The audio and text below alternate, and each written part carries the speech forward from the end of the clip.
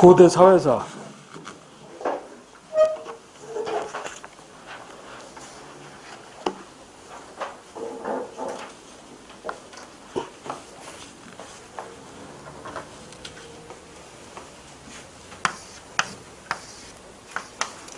고대 사회 아셔야 할 것이 세 가지인데, 이 사회사도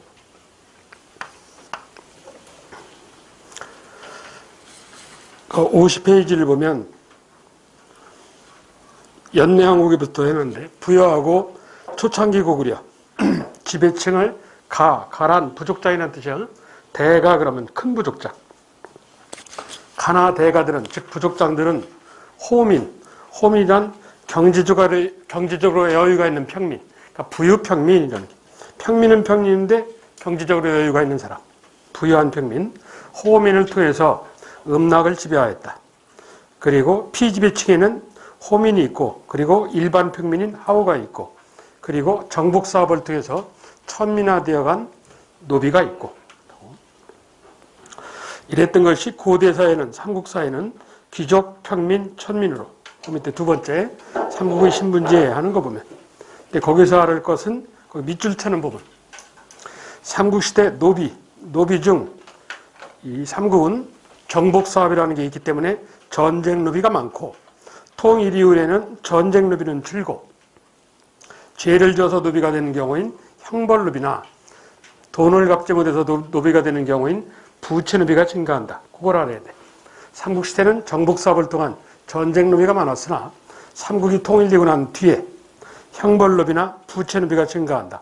전쟁 노비는 줄고. 그리고 그 밑에 삼국의 사회 모습 하는 건 별 의미는 없는데, 먼저 고구려 제일 끝에 보시면 지배층은 형사치수제, 노동력 중시를 상징하는, 그리고 역시 노동력 중시를 상징하는 서옥제를 통한 혼인, 지배층들은. 그리고 피지배층들은 자유연애. 그리고 옆에 51쪽 백제. 다른 것도 별 필요 없고, 백제는 고구려와 유사하다. 고구려에서 내려온 애들이기 때문에. 그리고 고구려처럼 물을 숭상한다 해서 상무적 기품이래. 상무란 물을 숭상하는 얘기야. 그래서 말타기, 활쏘기, 그리고 삼국 중에서 가장 선진국 애들이기 때문에 행정 능력이 뛰어나다. 행정 실무 능력이. 부여나 고구려는 잘못하면, 한 번 잘못하면 12배로 갚아라 해서 일책 12법이 있는데, 백제는 일책 2법이야. 부여 고구려는 일책 12법이고, 백제는 일책 2법. 한 번 잘못하면 2배 배상법. 근데 공무원이 잘못하면 3배 배상. 그런 정도야. 그리고 백제사에서, 전에도 정치사에서 강조한 이 한성 서울 백제가 웅진, 공주로 도망가고 난 뒤에 왕권이 약화되면서 대표적인 8집안의 귀족 집단이 등장한다. 이걸 일컬어 팔대성 귀족. 어느 때 등장했느냐? 웅진시대 때. 웅진에서 사비시대에 존재를 했는데, 그래서 팔대성 귀족이라면 백제야. 이렇게 고구려 백제는 일찍 망해서 기록이 별로 남아있는 게 없고, 신라를 통해서 고대 사회사를 추정을 하는데, 그래 주로 알아야 할 것이 이게 신라야. 신라, 삼국 중에 가장 후졌던 신라는 특징, 시적적 전통이란 신석기 이런다고 그랬지. 신석기 사회는 시적사회라고도 쓴다고 그랬어. 그래서 시적적 전통이 유지된, 이거 다른 말로 하면 신석기 습속이 유지된 얘기요. 이걸 신석기 유습이라고 그래. 습관이 남아있다 이래가지고. 신라 사회는 신석기 시대의 습속이 남아있다. 신석기 유습. 예를 들면 화백회의, 화랑도 같은. 먼저 화백회의. 한자에서는 백천만 그러면 많다 이런 뜻이라고 그랬죠. 꼭 100이라는 숫자를 뜻하는 건 아니다. 그래서 많은 의견을 화합한다 해서 화백회의. 15명에서 20명 정도의 가라는 부족장 출신 인물들이 이 귀족회의야. 화백회의라는.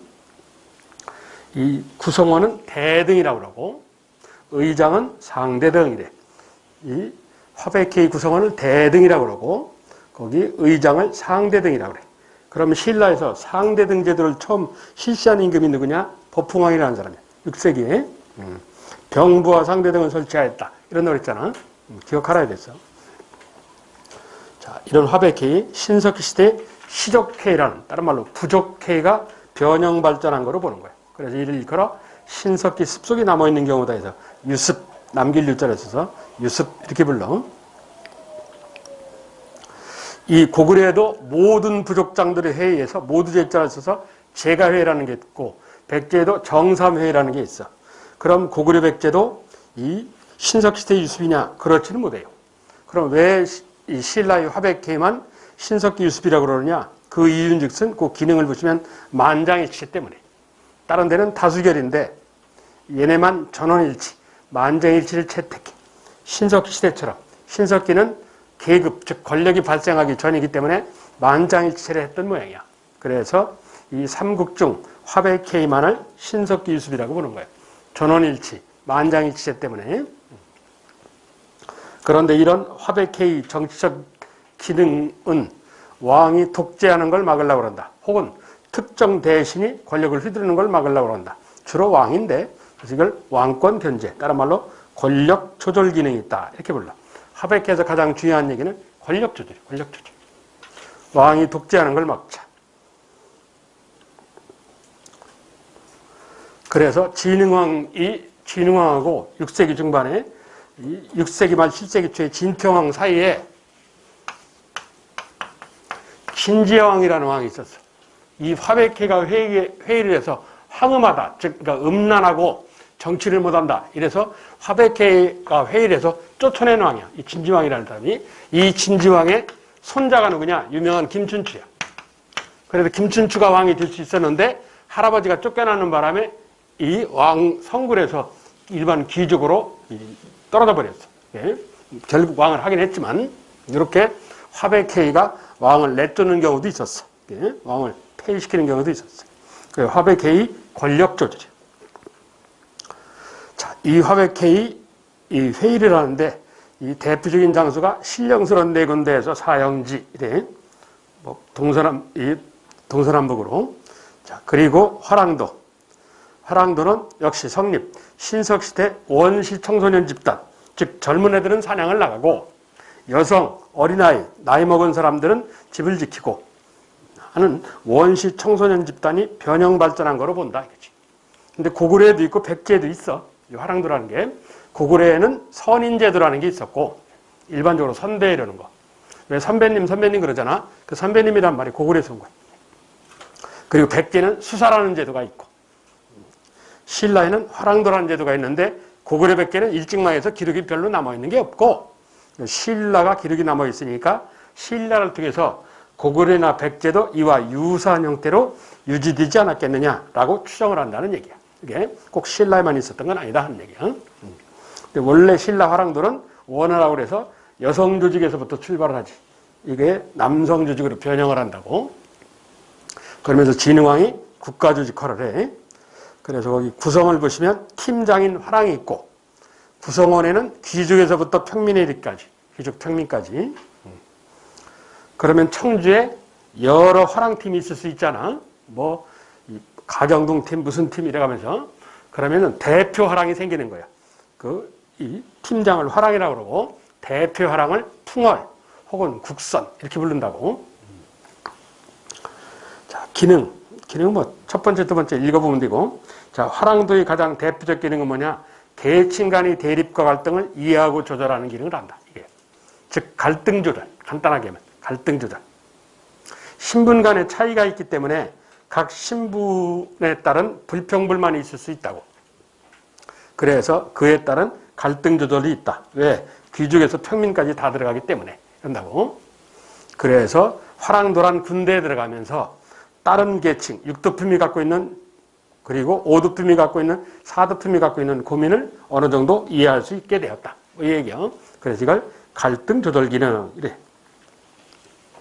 정리해 보면 고대 사회사에서 중요한 게 세 가지라고 그랬는데 첫째,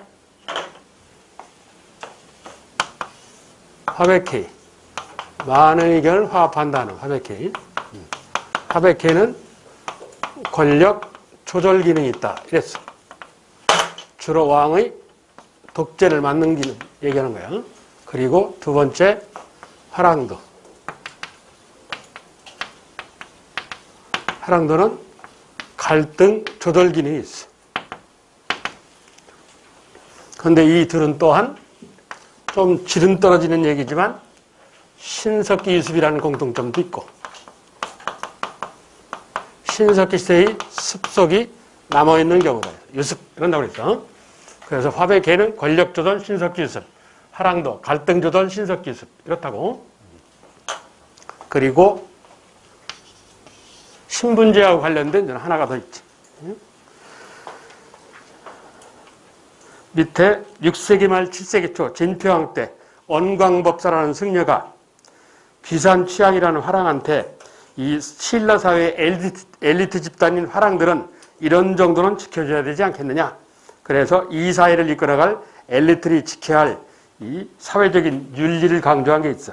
이걸 세속 5개에서 세속 5개 이렇죠. 첫째, 사군이충, 군 임금군자, 사 섬길삼자, 임금을 섬기되 이 충성으로서 섬겨라. 그러니까 이는 자격적 조사고 뭐뭐로써 이라는. 그래서 핵심 포인트는 뭐냐? 충이야. 충에다 동그라미.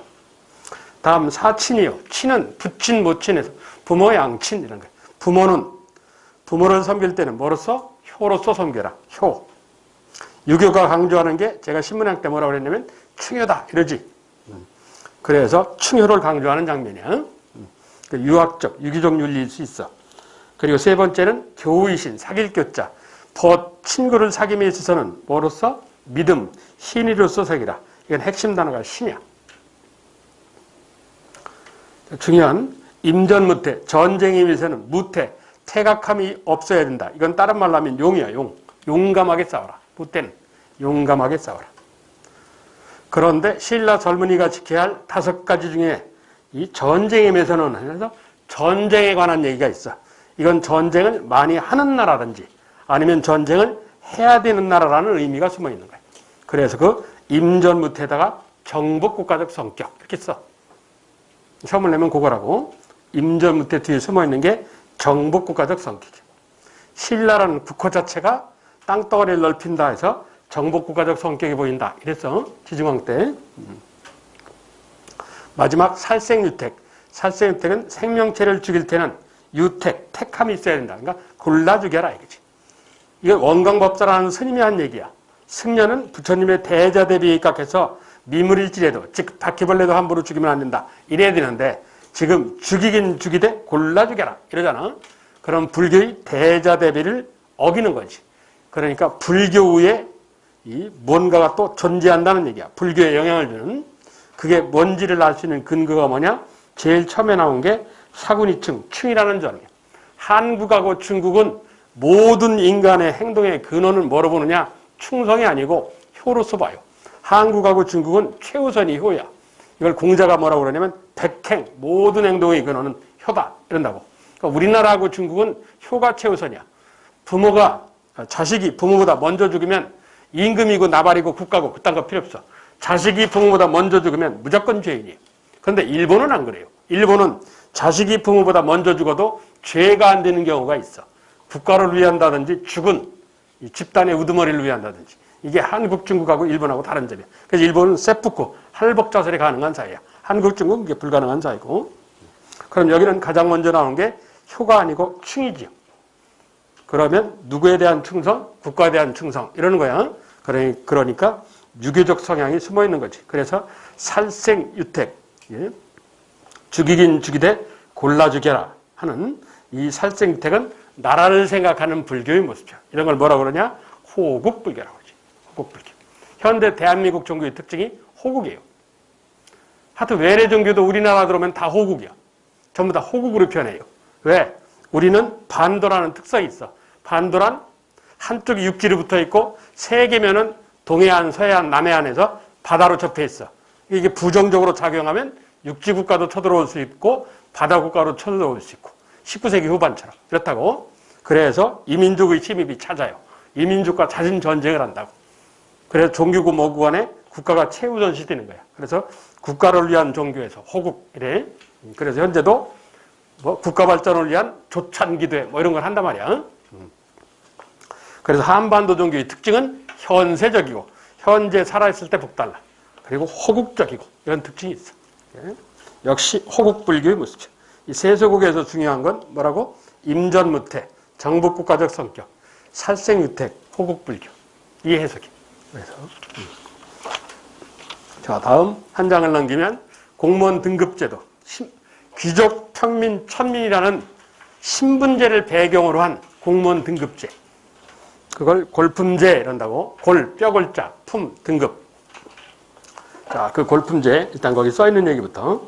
신석시대 유습이 아니다. 이건 신석시대 나온 건 아니다, 이거지. 신석기하고는 전혀 관계없어. 이따 보면 성립, 고대국가 성립기에 나왔다. 즉 연맹왕국에서 중앙집권국가로 넘어갈 무렵 나왔다. 신라로 예를 들면 내무랑 때. 그래서 법부공학 때 완성되었다. 그 얘기야.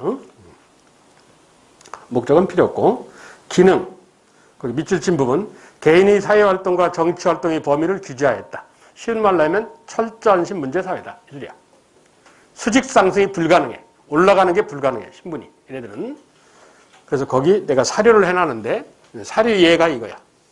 시골집 같은 데 가보시면 말을 올라가기 위한 수단에 이것처럼 이렇게 돌이 놓여져 있는 경우가 있어. 이걸 디딤돌, 디딜 섬자를 써갖고 섬돌 이러는데 이 섬돌이 놓고 싶다고 막 놓는 게 아니야. 신분에 따라서 놓을 수 있는 개수가 정해져 있어요. 왜? 이 섬돌이 많으면 이 위에 마루가 있을 거 아니야. 그만큼 집이 크고 높다는 얘기지. 그래서 일반 백성은 이걸 놓고 싶어도 못 놔요. 그래서 돌멩이 개수까지 규정하는 사회야.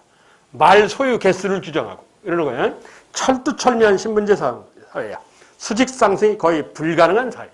물론 극단적인 예외도 있긴 있어. 전혀 없는 건 아니야. 유명한 고구려의 이 평강공주 얘기라든지 아니면 여기 충청북도 충주의 통일신라 때 강수라는 사람. 육두품인데 천민 대장간 딸하고 2년간 연애 결혼을 해서 부모를 설득해서 결혼한 이런 극단적인 예외가 있긴 있으나 대체적으로는 수직 상승이 신분 상승이 불가능한 사회야. 그냥 태어난 신분대로 살다가 하는 거야. 이게 그런 뜻이 철저한 신분 사회다. 이런 얘기야. 그 사료의 의미가 그 하단에 보시면 표가 있는데 첫째 삼국의 관리 등급제, 관등제. 그래서 고구려 관등제를 보면 윗부분에 형자가 많이 나와. 그리고 백제의 관등제를 보면 주로 솔자가 많이 나오고 신라의 관등제를 보면 찬자가 많이 나오고 그래서 형, 솔, 찬 이게 다 부족장 이런 뜻이 있어. 부족장이라는. 자, 그중 오른쪽에 있는 거 신라의 골품제 하는 거. 자, 이 표 해석하는 게 중요해. 이게. 자, 이 표가 복잡하니까 순서대로 하는 거야. 1에서부터 17까지 써있고 등급 이렇게 돼 있어. 신라의 골품제들은 관리 등급제들은 몇 개 등급이다? 17개 등급이다. 이 소리지. 별 필요 없고. 두 번째 관등의 명칭, 관리 등급의 명칭. 그런데 명칭을 보면 찬자가 위에만 몰려 있어. 고루 퍼져 있는 게 아니라. 그렇지. 위에만 찬자가 나오잖아. 자, 그래서 그 첫째 해석을 요구하는 게 이 찬자에 관한 얘기. 찬이란 아까 제가 부족장 이런 뜻이 있다고 그랬어. 옆에 여백에다가 그 찬자의 해석을 얘기를 하자고. 찬이란 무슨 소리냐?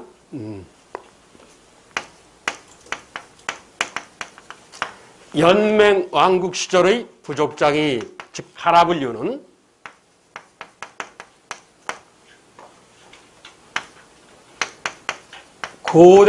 고대국가란 왕을 중심으로 권력이 중앙으로 모아진 형태, 중앙집권국가. 부족장이 고대 중앙집권국가의 관등명이니까 관리가 되었다. 공무원이가 되긴 되는데 하급 공무원이 됐느냐, 중급 공무원이 됐느냐, 상급 공무원이 됐느냐야. 근데 위에만 몰려서 나온다는 거 봐서는 높은 직 공무원이 있다는 얘기지. 그래서 고위 관리로, 즉 고급 공무원, 고위 관리로 편입, 들어왔으면 할 수 있다. 왜? 찬자가 위에만 몰려있는 거로 봐서. 얘기야. 그게 찬자 해석이야. 찬자가 위에 몰려있는 것은 연맹왕국 시절에 부족장이 고대 중앙집권국가의 고위관리로 편입되었음을 뜻한다. 그럼 이 말 밑에는 무슨 말이 숨어있느냐? 연맹왕국에서 고대 중앙집권국가로 넘어오면서 골품제가 만들어졌음을 알 수 있어. 예? 골품제가 성립, 만들어진 시기를 추정할 수 있어. 그게 어느 때냐? 고대국가 만들어질 무렵 선민기다 이거지. 그래서 이는 신석기하고는 전혀 관계가 없는 거예요. 신석기 유습과는 아무 상관이 없어. 연명왕 시절이란 철기 시대야. 초기 철기. 고대 국가도 철기고 그러니까 철기 때 나왔다 이 소리야. 신석기하고는 전혀 관계가 없어. 첫째, 이 찬자의 해석에 관한 얘기. 사실 이게 내가 할 일이 아니고 여러분이 할 일인데 답답해서 내가 하는 거지. 옆에 보시면 골품, 골이란 혈연, 핏줄, 품이란 등급 이러는 거예요. 저 연매왕국 시절에 어떤 부족장이 다른 부족을 정복사 머리를 다써서 누르고 통합을 했어. 그럼 그 대들던 부족장은 죽었을 거 아니야.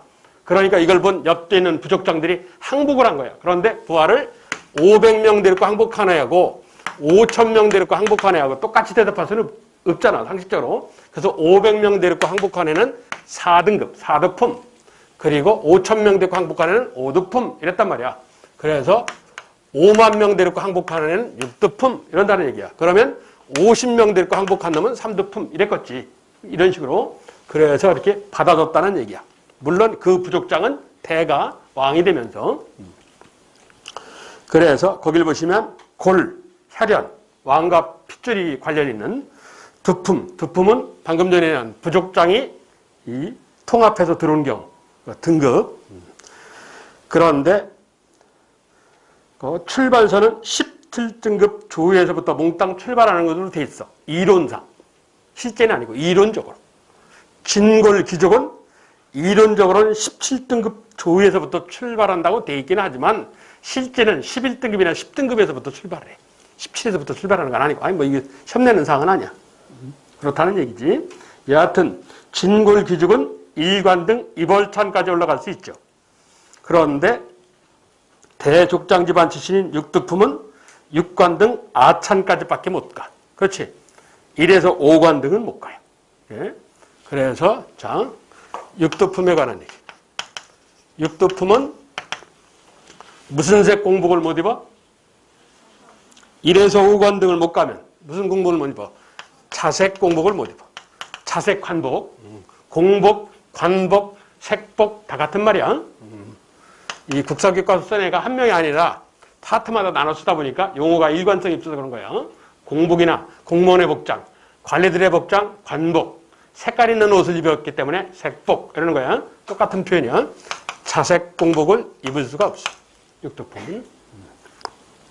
그럼 그 자색 공복은 누구만 입을 수 있는 거야? 진골만이 가능해요.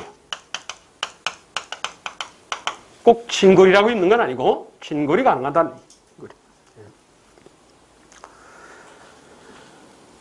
그래서 이 막대그래프의 해석. 출발선은 같은데 그렇지? 이론적으로 17등급 조위에서부터 출발하는 거로 돼 있으니까 출발선은 같으나 올라가는 꼭대기 상한선은 다르다요. 각자 다르다요. 이래서 이는 뭔 문제를 가져오느냐? 육득품의 불만을 가져와요.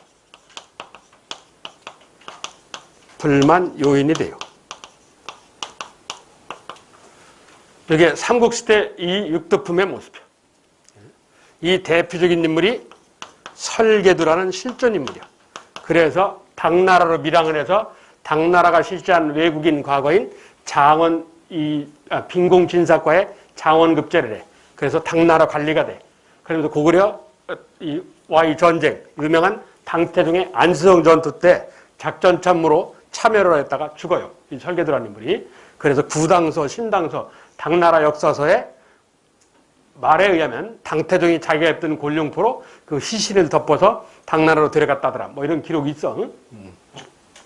자, 이와 관련해서 제가 지난 시간에 육득품이 중요하다니까 통일신라 중대 육득품은 왕권 강화에 기여를 한다. 이랬지.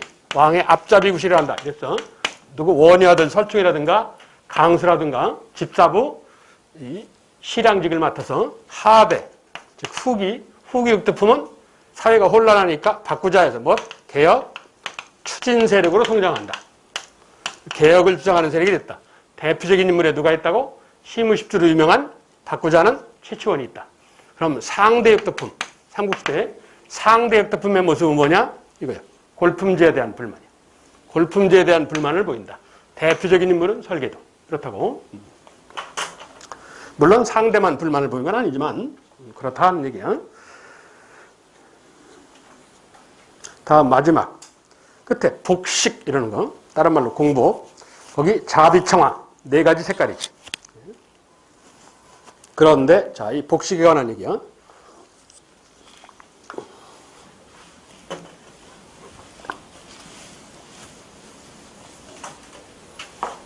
공무원의 복장. 공복은 공무원의 복장 색깔. 공복은 신분으로 결정해, 등급으로 결정해. 뭐로 결정하냐? 신분으로 결정돼, 등급으로 결정돼. 공무원이 입는 옷 색깔을 뭐로 결정해? 신분이 아니고.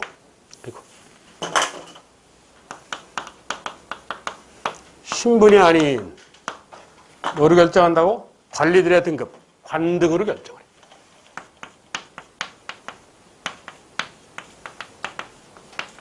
그렇다고?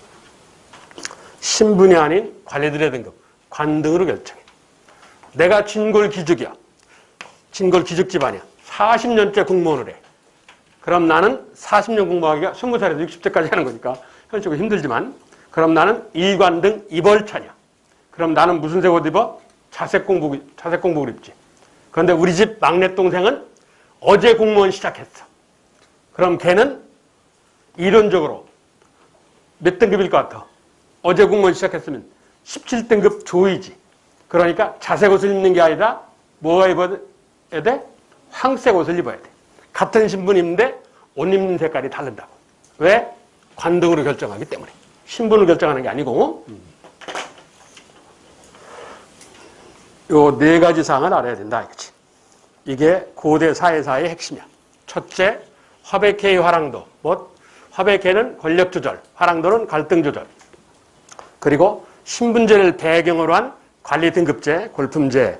요 3가지 해석. 자, 그리고 통일신라 하는 건데 여기는 별 필요 없어. 남북국 시대 통일신라 사회 앞에서 다 떠든 얘기야. 약간 질은 떨어지는데 이게 정치 때도 얘기를 했는데 아래 할 사항이 거기 2번째 밑줄자는 민족 통합이야. 신라가 삼국을 통일하고 난 뒤에 고구려 백정, 백제 백정, 신라 백정을 하나로 끌어놨단 말이야. 그러면서 너 고구려에서 너 백제에서 관직이 뭐냐? 장관이었다. 장관 자리는 못 주고 차관 정도 줄게. 관직 수여. 포용했다는 얘기. 피지배칭은 직장을 알선해줘. 중앙군인 구서당에 편성시켜. 그래서 고구려 백제 이치배칭은 관직 수여. 피지배칭은 구서당이라는 중앙군대의 편입. 의도가 뭐냐? 민족융합. 그렇다고. 당신은 민족이라는 생각은 없었어. 이건 오늘날 역사학자가 하는 얘기지. 자, 이러면서 통일신라 사회의 변화. 앞에 떠든 얘기야. 그죠? 육덕부음하고 밑줄 쳐놓은 거 봐봐. 학문적 식견과 행정실무 능력으로 국왕을 보좌했다. 그러면서 중앙관청의 고위직이나, 즉 장관 같은 거, 지방장관, 도지사, 지방장관이 될 수는 없다. 책임자는 못해요. 실무자는 하고. 그래서 시중은 못 되고, 시랑을 하는 거야. 시중은 못 되고. 2페이지에서 가장 중요한 얘기는 그거예요. 육두품의 얘기. 자, 이러면서 통일신라의 생활. 귀족 잘 먹고 잘 살고, 백성 못 먹고 못 살고, 어떤 나라든지 똑같아. 발에 그냥 읽어보면 되고. 별거 없어, 이 사회사. 사회사는 요 3가지. 별로 기록이 남아있는 게 없거든. 자, 다음 문화사. 문화는 어떤 나라든지 문화를 구성하는 기본은 앞으로 문화가 나오면 이게 알면 별거 없어. 모르면 골치 아픈데. 문화 그러면 막연하잖아. 문화를 구성하는 본질이 뭐냐면 신앙이에요. 신앙. 우러러를 믿을 신. 샤머니즘, 애니미즘, 토테미즘 이거라고 이거. 이게 발전을 해. 이게 발전하면 뭐가 되느냐? 종교가 되는 거야. 그래서 문화 그러면 첫째가 종교야. 종교. 그 나라의 종교만 찾으면 돼. 고구려의 종교, 불교. 백제, 불교. 신라, 불교. 통일신라, 불교. 발해, 불교. 이렇잖아. 그러면 이걸 고대라고 그러잖아. 고대 문화는 무슨 문화라고 보는 거야? 불교 문화 이러는 거야. 고려라는 나라는 한반도에서 유일하게 국가가 종교를 채택한 나라야. 국가로부터 지배층 그리고 전 국민이 다 불교를 믿는 나라야. 그래서 고려도 역시 무슨 문화? 불교 문화 이러는 거야. 불교는 부처님의 대저대배에 입각해서 짐승을 함부로 죽이지 말아라 이런단 말이야. 그래서 육식 문화가 별로 발달을 안 해. 그러니까 쉽게 하면 음식 문화, 고기 안 먹으면요 음식 문화 발달할 거 없어요. 풀떼기 먹어갖고 음식 문화가 뭐 발달할 거 없어. 그렇잖아. 그러니까 조선이라는 나라는 종교 국가가 아니야. 유학이라는 사상, 학문사회지. 유학을 종교처럼 해서 유교라고 하는 것 뿐이지 엄밀하게 하면 유학이야. 그래서 유교문화 이런다. 유교문화. 그럼 얘네는 종교 중심 국가가 아니고 불교가 아니니까 음식 문화가 발달하는 거야. 한반도 음식 문화는 조선조에서 나온 거지 신라 고려 등 아니에요. 자, 문화를 구성하는 건 어떤 나라든지 뭐라고? 첫째 종교 아니면 사상 그런다고. 그럼 인도는 힌두교 문화, 서양은 크리스토교 문화 이런단 말이야. 문화라는 게. 그럼 국사에 나오는 문화는 다 해결하는 거야. 자, 그래서 거기 제4장 고대 문화 이렇게 돼 있잖아. 그 옆에다가 불교 문화 이렇게 큼지막하게. 주요 포인트가 불교에 관한 얘기야. 자, 이러한 고대 문화의 성격, 귀족 문화, 서민 문화가 다 함께 존재한다. 그리고 두 번째 고대 문화의 특징. 이건 외워. 내가 외우는 거 별로 안 좋아하는데 근데 이건 외우는 게 빨라. 이게. 자, 이건 국사교과서 쓴 놈이 표현하는 방식이기 때문에 이게 주관적이야. 그래서 외우는 게 빨라. 국사교과서가 표현한 고구려 문화의 특징을 뭐라고 그러냐? 패기와 정열 이래. 혹은 어떤 책 내용에는 힘과 정열 이렇게 돼 있어. 뭐 힘이나 패기나 똑같은 거로 봐. 패기와 정열. 패기는 나도 이해가 가. 고구려가 무가 뛰어난 나라이기 때문에 패션, 정열은 내가 이해가 잘 안 가요. 그런데 내가 이해가 안 간다고 우길 일이 아니야. 왜? 이 국사교과서 쓴 놈이 힘이 세. 그러니까 걔가 하자는 대로 하는 거야. 그냥 패기와 정열 이렇게 외워. 백제는 우하고 세련되었다. 신라는 후잡다. 그래서 뭐라 그래? 소박한 전통. 그런다고 그랬잖아. 그리고 통일신라는 백제문화, 가야문화까지 흡수하기 때문에 뭐 엄격미, 조함이. 정제미, 조함이. 그런다고. 그래서 거기 통일신라에다 밑줄 쳐놨어. 정제미, 조함이. 고구려, 백제, 신라 문화를 하나를 잘 조화를 했어. 정제미란 정갈하게 압축해서 표현할 것만 표현했어. 너저분하게 표현 안 하고. 자, 이 정제미 조함이 가장 대표적인 건축물이 뭐냐? 석굴암이야, 석굴암. 그 밑에다가 석굴암이래. 정제미 조함 밑에다가. 원래 석굴사야. 일본 놈들이 지네들은 석굴 사찰 양식이 없거든. 이 석굴 사찰 양식이 인도에서 출발, 중국을 지나서 한반도로 들어서 한반도 석굴암에서 완성이 됐다고. 이 일본으로 전파가 안 됐어요. 그래서 일본 애들은 석굴 사찰이 없어요. 석굴 사찰은 인도, 중국, 한반도밖에 없어. 그래서 지들이 없으니까 이걸 원래는 석굴사, 절이요, 절. 석굴사였던 것을 석굴암이 되놨다고. 일제시대 때. 지금까지 석굴암 이라는 거지. 예? 원래 석굴사라고 해야 되는데 인공석굴이야. 자연석굴이 아니고 의도적으로 판 거야. 예? 이게 통일신라 정제미 조함의 상징이야. 다음 북쪽에 있었던 발해, 고구려 투. 발해는 고구려적 색채 웅잔. 이 백성의 대부분은 미개민족 말갈족이니까 말갈족한테 배울 거 없으니까 당나라 있다 30여 년 만에 도망 나왔기 때문에 당나라 문화 건실 이래. 발해 문화는 웅장 건실 이렇게 외우면 돼. 자, 국사교과서 예술의 성격을 한꺼번에 하는 거예요. 고구려는 뭐라고? 패기와 정열. 백제는 우하고 세련되었다. 신라는 소박한 전통. 후잡다 이 소리야. 통일신라는 뭐 정제미, 조함이. 그런다고. 발해는 고구려적 색채, 웅장. 당나라 색채, 건실. 이러는 거야. 고려는, 그 밑에다가. 고려는 귀족 중심 사회이기 때문에 귀족적. 나중에 뒤에 보면 나오는데, 귀족이 돈이 많으니까 없으면 억지로 만들어요. 인공적. 그리고 사치적. 이 대표적인 게 뭐냐? 고려청자예요. 상감청자로 유명한. 근데 고려를 180도로 뒤집고 나온 나라가 조선이라는 나라야. 소위 역성혁명이라고 해서. 그래서 이걸 그대로 180도로 뒤집으면 돼. 귀족적인 것에 반대. 뭐? 서민적, 백성 중심. 그래서 이 예술의 성격을 시험 내면 주로 얘야. 왜? 오늘날 시민사회, 백성 중심 사회니까. 여기가 제일 중요해. 인공적인 것에 반대. 자연적.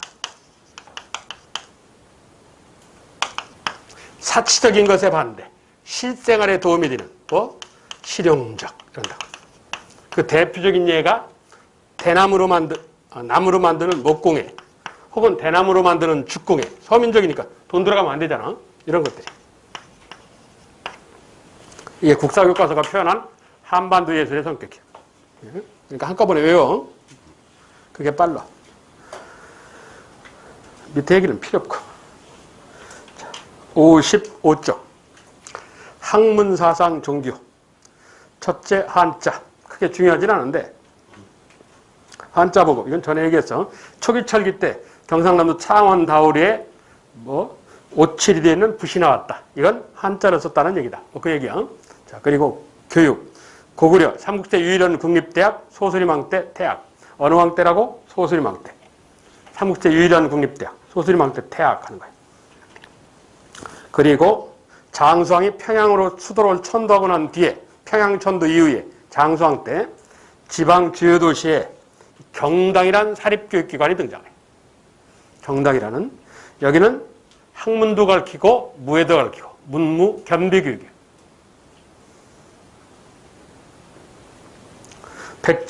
백제는 중국 기록에 의하면 오경박사, 시경서경, 역경 얘기 춘추라는 건데 여러분은 뭐 오경이 뭔지 몰라도 돼. 오경박사, 의학박사, 역학박사 하는 게 있는 거로 봐서 박사지도가 있다는 것은 교육기관이 있다는 얘기일 거 아니야. 교육기관이 없이 박사만 나올 수는 없거든. 그래서 있기는 있었는데 기록이 남아있는 게 없어. 그래서 책은 기록이 나왔는데 아직 국사교과서에 등재가 되진 않았어. 그래서 옆에 보시면 2013년에 발견 시한박물관. 이게 무슨 소리냐? 거기에 백제 귀족의 무덤에서 나온 묘지석이야. 무덤 안에 죽은 사람의 내력을 밝혀서 돌멩이에다가 글을 써놓은 걸 묘지석이라고 그래. 줄여서 지석이라고도 하는데, 그게 시향박물관 한쪽 구석에 처박혀 있던 걸 한국 학자가 찾았어요. 찾아가지고 탁본을 해갖고 나온 거야. 그런데 이 자기 할아버지 무덤에 관한 이 백제 귀족이 설명하는 장면이 있어. 근데 할아버지 관직을 뭐라고 그러냐면 태학 정이라는 관직을 역임하셨다. 이렇게 돼 있어. 그러니까 태학이라는 교육관이 있었다는 얘기야. 백제도. 근데 아직 이걸 입증할 만한 보조 자료가 나온 게 없기 때문에 아직 국사교과서에 등재가 되진 못했는데 아마 백제도 교육제도가 있었을 거라고 추정이 돼. 있을 거라고. 그래서 여러분은 그냥 삼국시대 이 유일한 국립대학 고구려 소수리망 때 뭐라고? 태학. 이라고 이러면 돼. 태학. 통일신라 때는 뭐 신문왕으로 유명한 국학, 발해는 문왕으로 유명한 주자감. 다 교육 방식은 다 같아. 다 중국제도 모방한 거라 같아요. 수업 연한이 몽땅 분야. 다 무상 공짜. 다 이래. 고려조선도 그래. 자, 그러면 그 통일신라의 국학 신문왕 설명을 해놨어. 국학 졸업생을 상대로 하대 원성왕이라는 사람이 책 읽은 독서량을 배경으로 상, 중, 하 3개 등급으로 나누어 관리로 내려보내겠다. 독서 상품과. 그 얘기야. 그런데 진골귀족이 강하게 반대하는 바람에 6개월 만에 때려쳐. 자, 이건 참고로 그냥 그런 갭이다 이러십시오. 단 삼국시대 유일한 국립대학 고구려 소수리망대 태학. 뭐 그 정도는 알아야 돼. 자, 그리고 역사편찬. 역사편찬은 이렇게.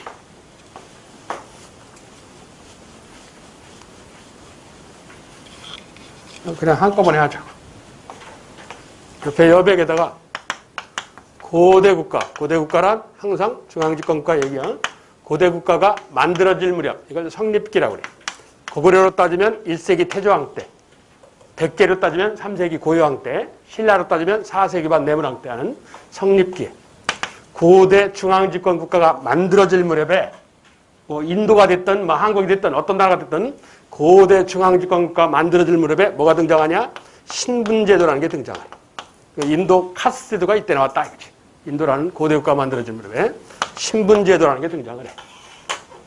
귀족, 평민, 천민 이거. 그래서 아까 내무랑 이랬잖아. 그리고 확립기, 다른 말로 완성기. 고구려로 따지면 4세기 후반의 소수리망. 백제로 따지면 근축왕. 신라로 따지면 법흥왕으로 유명한 중앙집권국가의 확립기. 확립, 흔들리지 않도록 튼튼하게 하는데. 무슨 소리냐? 백성의 생각이 흔들리지 않도록 튼튼하게 하는 거야. 그래서 사상 통일, 생각을 통일해. 한반도를, 뭐로 통일했다고? 불교로 해서. 불교 수용이야. 고구려, 백제, 신라가 공이 불교를 수용하는 시기가 몇 때냐? 이때야. 네? 불교 수용의 시기. 예를 들어볼게. 이게 중요하진 않은데, 고구려라는 나라. 고구려라는 나라의 불교가 수용, 받아들여지는 때가 어느 때냐? 고대국가 황립기인 소수림왕 때야. 372년. 한반도 최초로. 소수림왕. 그리고 백제라는 나라의 불교가 수용되는 시기는 백제라는 중앙집권국가 체제를 확립하는 게 4세기 중반에 근초왕이라는 사람이야. 근초왕 바로 뒤에 이 침류왕이라는 왕이 있어. 침류왕. 요거로부터 10년 뒤에 384년에 불교가 수용이 돼. 침류왕 때. 전라남도 영광 법성포에서 불교가 들어. 그래서 법성포란 불법이 들어와서 성하게 된 포고다. 이런다고 그랬어. 법성포야. 다음 신라야. 신라. 신라는 고구려로부터 100년 뒤에 457년경에 눌지왕이라는 왕 때인데 불교가 전파가 돼. 고구려로부터. 그랬는데 고구려는 372년에 수용 이꼴 공인. 곧바로 채택. 얘는 384년에 수용 채택. 이러는데 얘는 수용 받아들여지지만 동네에서 받아들여지기만 했지 국가가 채택을 하진 않았어. 그랬다가 70년 뒤에 520년 어느 때? 법흥왕 때. 법흥왕이 조카사위 2차 돈이라는 애를 죽이는 쇼를 하고 난 뒤에 한다고. 그래서 뭐 중앙집권 국가체제가 확립된 시기가 신라 법흥왕이냐? 법흥왕 때 이러는 거야. 그래서 뭐 고대국가 확립기의 불교가 수용. 이거 쓰라는 얘기가 아니야. 이건 거기 써 있어. 자꾸 써버릇하면 내가 안 써. 내가 안 쓸 거예요. 안 쓰면 나 속도도 빨리 나가고 좋아. 다음 전성기. 잘 나가는 때. 너희들이 잘 먹고 잘 사는 건 나 임금 때문이다. 더 잘 먹고 더 잘 살려면 나한테 길이길이 충성하고 길이길이 기억하라. 내가 시험을 봤는데 100점 만점에 15점 맞았어. 그럼 일기장 기록하냐고. 뭔 자랑이라고. 그렇잖아. 100점 만점에 100점 맞았어. 자랑스럽잖아. 쓰다 뿐이야. 코팅까지 하지. 길이길이 기억하자. 이러는 거야. 그래서 이런 때는 뭐가 나와? 역사편찬이 나와요. 전성기 소리. 역사편찬의 시기. 어느 때라고? 전성기. 이러는 거예요. 이것도 밑에 있어. 따라 쓰지만 고구려라는 나라의 전성기. 고구려라는 나라의 전성기는 어느 때야? 광개토대왕, 장수왕 이때 아니야? 그래서 고구려의 거기 역사편찬 하는 걸 보시면 거기 이 처음에 소수림왕 때 중앙집권국가 체제를 확립한 현재 기록이 남아있다 해서 유긴지 아니면 책 이름이 유긴지는 몰라 이게. 그냥 100권으로 구성되어 있는 6이라는 책이 있다더라. 이게 시간이 흘러가면서, 이게 시간이 흘렀다는 게 광개토대왕 장수왕이야. 시간이 흘러가면서 많이 사라져. 그래서 6세기 말 7세기 초반에 영양왕, 제가 광개토대왕하고 비슷한 수준의 군주입니다. 중국 기록에 그렇게 되어 있습니다. 이랬어. 그래서 6세기 말 7세기 초에 영양왕이라는 사람이 이문진이라는 학자를 챙겨서 유기가 많이 사라지니까 다시 편집을 해라. 100권으로 되는 걸. 그래서 유기를 새롭게 편집을 했어. 5권으로 해서 신지복원 이러는데 요 시기가 전성이다 이거지. 고구려. 다음 백제. 백제는 백제 전성기가 4세기 근초고왕이야. 근초고왕의 명령에 따라서 고옹이라는 학자가 석이라는 책을 써요. 근초고왕 때. 신라. 신라의 전성기는 진흥왕이지. 진흥왕도 역시 젊은 왕인데 거칠부라는 사람한테 명령을 해서 북사라는 책을 써. 그래서 다 공통점이 뭐냐? 전성기에 이래. 근데 애석하게 이게 현재 전하지를 않아요. 전하지를 않아요. 이게 부전이라고 그래. 전하지 않는다 이거지. 이거 전하면 국사교과도 다시 써야 돼요. 현존 최고 역사서가 고려 때 김부식의 삼국사기 아니야. 삼국시대 책이고, 그렇지? 전혀 전하지를 않아. 애석하게도. 그냥 이렇게 세팅을 해갖고 고대국가 성립기의 신분제도, 확립기의 불교수용, 전성기의 역사편찬 이러면 된단 말이야. 어차피 시험 내면 적어요. 자, 그리고 이제 그 밑에 통일신라 유학보급 이러는데 요건 좀 알아야 돼. 요건 옆에서 제일 중요한 얘기야. 요 얘기만 하고 쉽게. 자, 첫 번째 김대문 이러는데 이 김대문이라는 사람은 진골 귀족이에요. 통일 직후 인물인데 진골규죽이야. 자, 김대문에 대해서 신라 문화의 주체적 인식, 거기다 밑줄. 국사는 자주적, 주체적, 민족적, 독자적 이런 말로 하면 무조건 중요하다고 그랬잖아. 신라 문화의 주체적 인식, 신라 강조, 우리 거 강조 이 소리야. 그 대표적인 예가 뭐냐? 신라 젊은 화랑들의 연대기를 썼어. 그걸 화랑도 연대기에서 화랑세기라고 그래. 자, 신라 문화의 주체적 인식. 누구? 김대문. 대표적 저술 화랑도 연대기라는 화랑세기. 이 이외에 신라의 신화전설에 대한 기록. 신라 외곽에 현재 포석종 있는 데를 계림이라고 그래. 그 계림 잡전. 계림에서 쓴 얘기야. 그리고 한반도 뛰어난 스님들에 관한 우인전, 고승전. 그리고 한강 지역을 돌아본 여행기에서 한산기. 왜? 이 사람이 한강 지역에 도지사를 했거든. 통신라는 도지사를 도독이라고 그랬다. 한산도 도독을 역임했어. 이 사람이. 그래서 한강 지역을 돌아본 여행기에서 한산기라는 여행기가 있어. 그리고 악보는 필요 없고 그게 김대문이야. 자, 이 사람으로부터 100년이 지나면 누가 나오냐? 네 번째 최치원이 나와요. 김대문 시험 내면 최치원이 따라와요. 최치원 시험 내면 김대문이 따라오고. 그래서 둘을 알아야 돼. 자, 김대문은 진골귀족이고 최치원은 육두품이에요. 원래 이 경주 최씨, 최치원 집안, 육두품 집안의 사람이야. 자, 거기 얘가 진골귀족이 아니고 성골도 아닌 관계로 이 관직 상승에 한계가 있단 말이야. 그래서 당나라로 이 아버지가 보내지. 12살에 조기유학을 해. 그래서 6년간 열심히 공부를 해서 18세 외국인 과거시험 빈공과에 장원급제를 해요. 그러고 있다가 이 신라 진성여왕의 요청으로 신라로 들어와요. 29살의 나이. 그래서 진성여왕으로부터 관직을 받아서 관리 생활을 하는데 이 신라 사회가 심각하게 썩었어. 그래서 신라 사회를 이렇게 개혁합시다 해서 개혁안을 올리는데 진골귀족이 강하게 반발을 해요. 그래서 개혁안이 채택이 안 돼. 그래서 관직을 때려치고 떠돌이 생활했다가 합천 해인사를 은거했다가 일가족과 함께 죽어요. 자, 이게 최치원이라는 인물인데, 자, 최치원의 가장 대표적인 건 이 진성여왕한테 올렸다는 개혁안이야. 시무 10조. 10개의 개혁안에서 시무 10조. 이러는 거야. 시무 얘기는 나중에 고려 때 할게. 그리고 당나라에서 활약할 때 황소라는 농민이 일으키는 난이 있었어.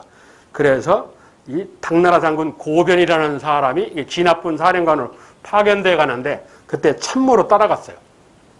그래서 황소에 항복하라 해서 본래 이름이 격황소서라는 거야. 격황소서라는 말이 어려워서 토항소경문 이렇게 풀어쓰기도 하는데 본래 이름이 격황소서야. 황소한테 알리는 글 된다고. 그리고 얘가 이 당나라에서 지방 사또를 한 적이 있어요. 그 지방 사또 했던 데가 중산이라는 데야. 그래서 중산 복계집하는 거기서 문학작품을 썼어. 중국 사람들이 꼭 중국 사람만 쓴 게 아니라 김정은이도 쓰더만. 원래 이게 유명한 손문이라는 사람이 써갖고 유명해진 건데 이렇게 동그란 모자 있지 이렇게 동그랗게 생긴 건데 사진 갖다 보여줘야지. 어떤 이렇게 동그랗게 생긴 모자 이렇게 앞에 이렇게 손잡이 일제시대 일본 형사람들이 많이 쓰고 다니고 그런 모자 있어. 원래 서양에서는 레닌모라고 부르는 건데 그걸 중산모라고 불러요. 왜 중산모라고 그러냐? 이 중산에서 나왔기 때문에. 거기 중산에 사또를 했어요, 이 사람이.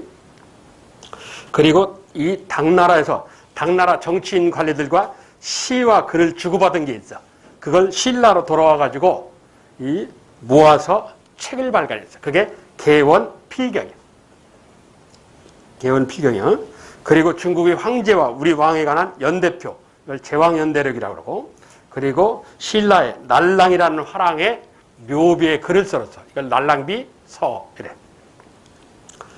법정화상은 필요 없고, 마지막 절에는 사산비명, 신라 하대 선종계열의 네 스님에 관한 묘비에 쓰는 글을 써줬어.